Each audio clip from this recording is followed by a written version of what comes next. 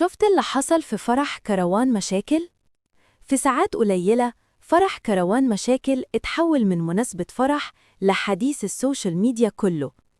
اللي حصل جوه الفرح كان صادم، ومقاطع الفيديو اللي انتشرت أظهرت فوضى وخناقات خلت الفرح يبوظ بالكامل.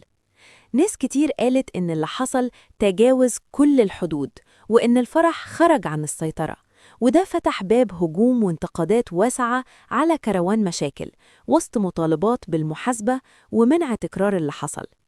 النهاردة مش بنتكلم عن ترند، إحنا بنتكلم عن فرح باظ وسمعة اتضرت وجدال مولع السوشيال ميديا.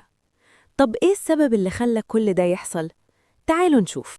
السلام عليكم. انا حرفيا مبسوط جدا، اقسم بالله ان الفنان الكبير محمد امام، استاذ محمد امام، رد عليا وقال لي المكان فين عشان يجي.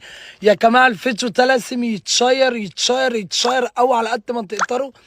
يا فنان القاعة، قاعة الماسة بالفورسيسون شبرا رخيمة شارع ترعة الإسماعيلية بكوار مستشفى الناس. أتمنى ان الفيديو يجيب أعلى نسبة مشاهدة عندي، لأنه فعلا يعني يكفي إن اسم الفنان محمد إمام فيه.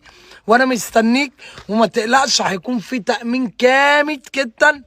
احلى محمد امام اخويا وحبيب قلبي، اقسم بالله مستنيك.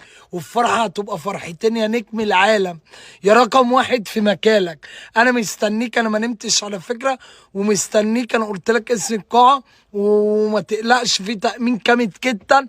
وشرف ليا اللي انت تنورني ربع ساعه. والسؤال هنا، هل اللي حصل ده هزار خرج عن السيطرة؟ ولا إهمال يتحاسب عليه؟ قول رأيك في الكومنت، ولو شايف إن اللي حصل غلط سيب الفيديو ينتشر عشان يوصل لغيرك.